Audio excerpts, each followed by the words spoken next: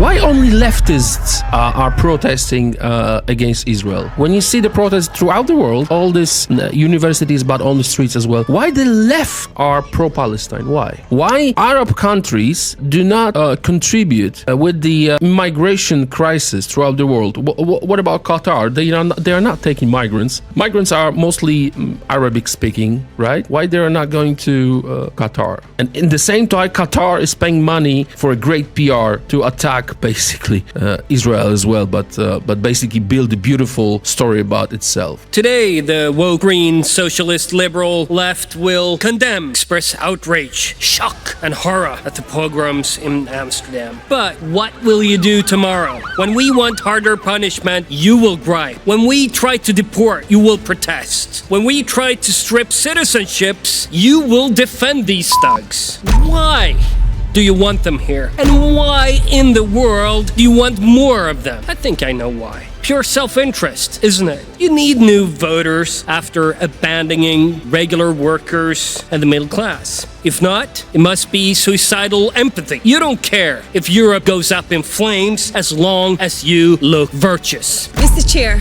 on the Social Democratic and on the left bench and the Green bench, we have been very, very clear. We have been condemning all kind of hate, all kind of hatred. Anti-Semitism, Islamophobia, anti-Palestinian, anti-Arab, all kind of hate. I haven't heard Charlie Weimers or his friends with one word condemn any of those points that we have raised. You said you want to take citizenship from some people. Would you say deprive your own party colleagues their citizenship, please, those that have made anti-Semitic comments also? It's a concrete question. I appreciate the chair for being here and denouncing the violence happening in Amsterdam today. However, tomorrow you will support these people's right to remain in Europe. You will do this due to your major internal problems. When your party tried to combat anti-Semitism by sending your youth organization on a study trip to Auschwitz, the youth organization refused to go to Auschwitz. You have much to address internally, and we denounce all violence.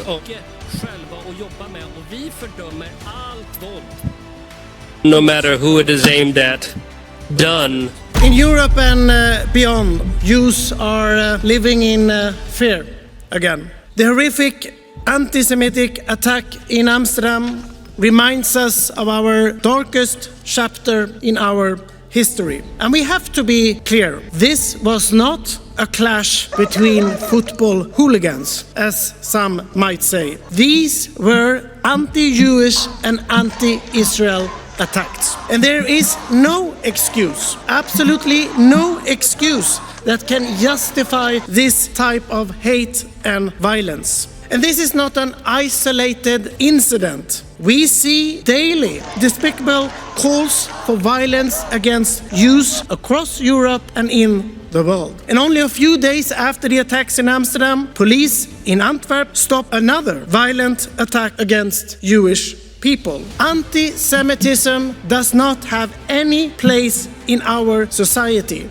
And the EPP group is clear. We have to push back against the rise of anti-Semitism. We have to call it out. There cannot be any doubt. We must condemn any kind of hate or violence towards the Jewish people, and we have a responsibility. Never again is now. Thank you. The anti-Semitic attacks in Amsterdam was horrifying, but not really surprising. They come after a long period of time where we have seen terrorist attacks targeted against Jews in Europe. We have seen demonstration riots in the street calling eradication of the state of Israel. Anti-Semitic shouts going out to the streets in all major capitals of Western Europe. And let's be honest today, nobody wants to address the real core issue. The core issue is that after Europe's experience with anti-Semitic behavior in the past and the awful crimes of Holocaust, today the threat comes from newcomers. The threat is based in the vast number of Islamic migrants coming into Europe. We have seen it in the people perpetrating the terrorist attacks in Copenhagen, terrorist attacks in France, France, and now also the riots in Amsterdam. And when we refuse to talk about that, we really refuse to talk about the issue of modern-day anti-Semitic behavior in Europe. So unless we can talk about the alliance between fanatical Islamists and their friends to the left in this house, we cannot really combat anti-Semitism here in Europe. So please wake up and please take action instead of continuing to ignore the core root of anti-Semitic behavior today in Europe.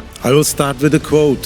We failed the Jewish community of the Netherlands during World War II, and last night we failed again, said His Majesty King Willem Alexander of the Netherlands on Friday. What happened in Amsterdam almost on the anniversary of Kristallnacht was a textbook case pogrom. Jews were stabbed with knives, thrown or chased into the water and in the face when laying on the ground. Attacks were planned in advance and coordinated using WhatsApp and Telegram. One example for all, one message says, tomorrow after the game night, part 2 of the Jew hunt. Tomorrow we work them. However, it does not end there. In Berlin on Thursday, 13-year-old Jewish footballers were subject to anti-Semitic threats and attacks by Arabs. Paris has to deploy 4,000 police officers for the Israeli football team's match on Sunday, and so on and so on. Europe is not far from a new Kristallnacht. 80 years ago, Europe killed millions of Jews and now invited millions of their enemies. Amsterdam was a wake-up call. It reminded us that anti-Semitism remains a risk. It is a present risk, not simply a stain on our history books. I had, in my introductory statement, the chance to highlight the specific initiatives and tools that we have been deploying under this Commission to combat anti-Semitism and foster Jewish life in Europe. Let me now, in this closing statement, take you through the actions of the next mandate in the Commission in the same fields. As President von der Leyen said in her political guidelines, we will continue to support member states to improve safety and security to combat anti-Semitism, but also counter anti-Muslim hatred. The next Commission will present a new anti-racism strategy to ensure that all people are able to live free of barriers that racism creates. We have also committed for this next Commission to follow up on the recommendations of the European Citizens Panels of last spring on how to respond to hate and polarization, including anti-Semitism and racism. As you see, honorable members, there is a lot of work ahead, and our determination should prevail. We have two key messages that emerge from tonight's debate.